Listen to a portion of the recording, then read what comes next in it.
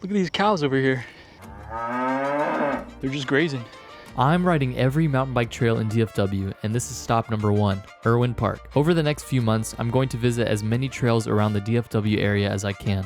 Ride them, rate them, and see which ones are actually worth coming back to. The only catch is that they must be Dorba trails. If you're not familiar with Dorba, they are a non-profit group that build and maintain over 30 trails in the North Texas area, which means I have a lot of riding to do. Today we're starting with Irwin Park. I have been to this spot before, but as you can see, I haven't been riding in almost a year.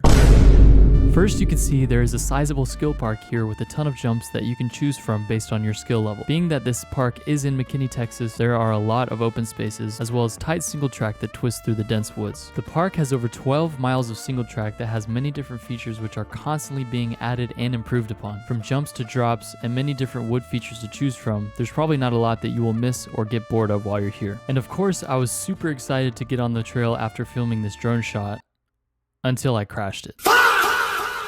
I got my drone stuck in the tree, so now I gotta get it out. Anyways, I first started here at the skill park, which has a jump line that goes right into the main trail, and I had to get warmed up on these jumps because I haven't done proper jumps in quite a while, so they were a little bit sketchy, especially on this last one where I almost went over the bars.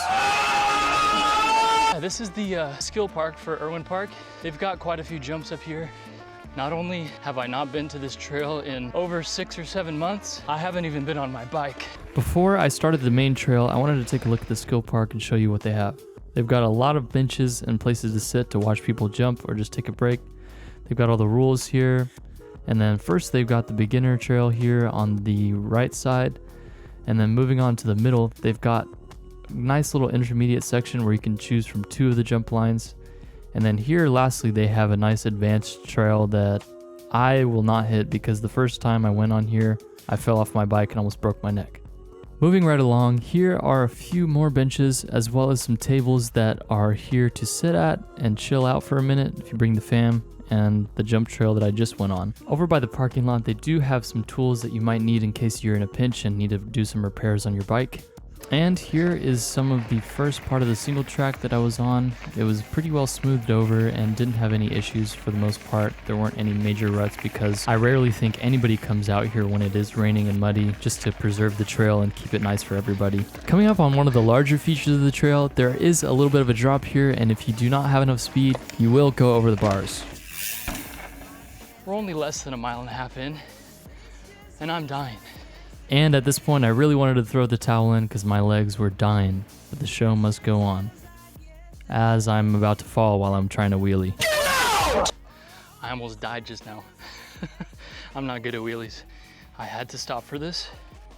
Hey cow, what's going on? They in fact wanted nothing to do with me at all.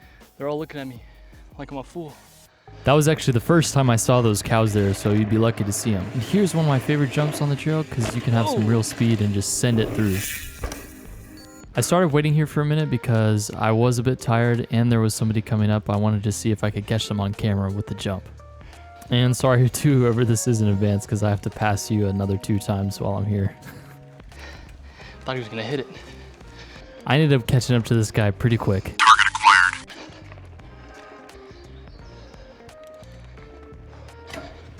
Hey, thanks. Anyways, I started going down this little open section of the trail, which had this little wall ride made out of rocks. It was pretty fun. Oh my goodness. I definitely had to stop a few more times just because I kept getting gassed and I really just needed to take a break. But I couldn't be here for too long because I saw the guy that I just passed catching up again. Oh, let's power through this one. We're cooking now. Here's one of the larger features that someone could definitely get hurt on. It's basically a steep downhill into a berm that shoots you out the other side. I kind of got caught up here because I have no idea what I'm doing, but I'm really just trying to get down the hill so I can show y'all what it's about. Turn around. Here goes nothing. Here we go. You will pick up a little bit of speed here, but as long as you stay on the track, you won't hit a tree and go to the hospital. I also ended up getting a clip of this guy that I've been playing yo-yo with the entire time on the trail. Good job, man. Aside from all the amazing features they have on this trail, they do have a considerable amount of trail markers that tell you where to go so you won't get lost. At this point of the trail, I was very gassed. You can see I'm riding pretty slow there, and I'm coming up to the drop that is pretty big, but honestly it doesn't look too big. And when I'm riding it, it kind of looks really small. I mean, that looks pitiful, to be honest. There's kind of a short kicker jump line here. It starts with a small one, goes medium, and there is a big one at the end that I did not hit because it probably would have sent me over the bars.